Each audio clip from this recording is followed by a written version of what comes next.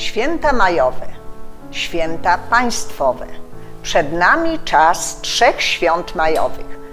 1, 2 i 3 maja, które są szczególnie ważne w historii Polski.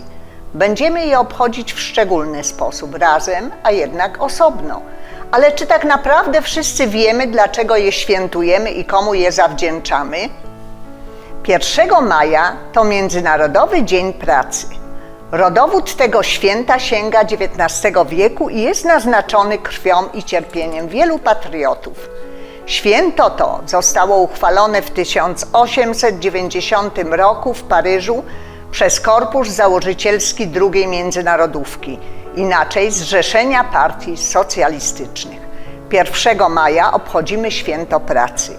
Jest to międzynarodowe święto klasy robotniczej obchodzone od 1890 roku corocznie 1 maja.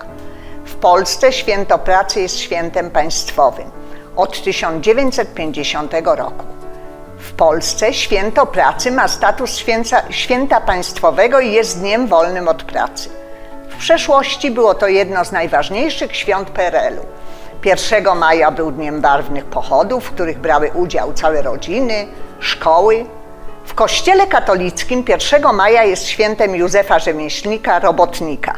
Do kalendarza liturgicznego wprowadził je papież Pius XII w 1955 roku jako alternatywę dla laickiego święta pracy. 2 maja – Święto Flagi. Dzień Flagi Rzeczypospolitej Polski ma stosunkowo krótką tradycję, bowiem sięga 2004 roku. Jego główną rolą jest popularyzowanie wiedzy o polskiej tożsamości i symbolach narodowych. 2 maja jest dniem wolnym od pracy.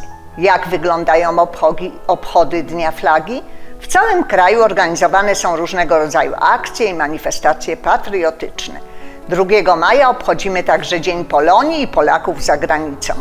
Święto Flagi oprócz Polaków obchodzą również Litwini, Ukraińcy, Chińczycy, Amerykanie, Meksykanie.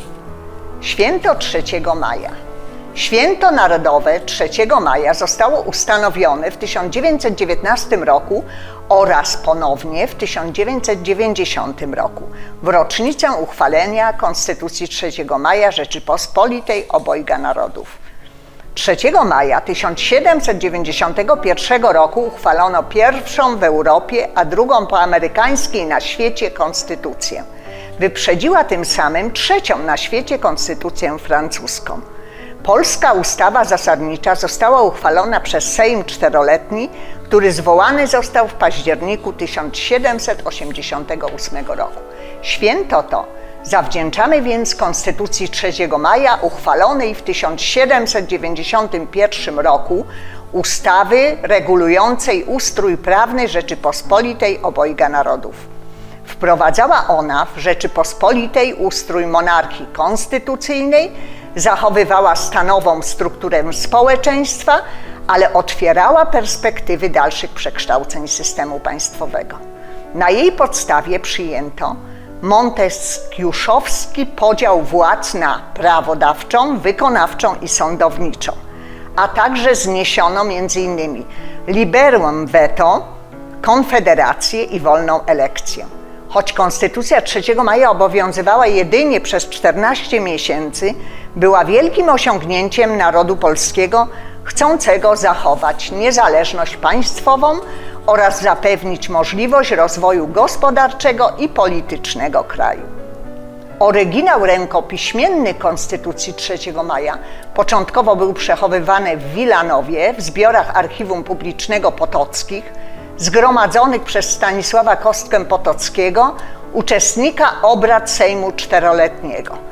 W latach 70. XIX wieku na mocy umów rodzinnych archiwum zostało przekazane do podkrakowskich Krzeszowic, a po 1945 roku powróciło do Warszawy i znalazło się w Archiwum Głównym Akt Dawnych.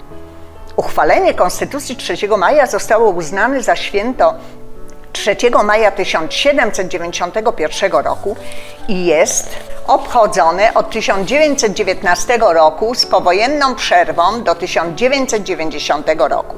W czasach PRL-u było to zakazane święto, a władze pilnowały, by zaraz po 1 maja zdejmować wszystkie flagi. 3 maja jest dniem wolnym od pracy. Tego dnia organizowane są różne pokazy wojskowe i uroczystości patriotyczne. Od 2007 roku 3 maja jest również świętem narodowym Litwy. 3 maja to również święto kościelne w religii katolickiej. Kościół katolicki w Polsce obchodzi 3 maja uroczystość Najświętszej Maryi Panny Królowej Polski. Nawiązuje ona do ważnych wydarzeń z historii Polski, obrony Jasnej Góry przed Szwedami w 1655 roku, ślubów króla Jana Kazimierza, powierzenia królestwa opiece Matki Bożej, a także do uchwalenia Konstytucji 3 maja. Świętujmy, uczcijmy święta majowe. Pamiętajmy o powieszeniu flagi Polski.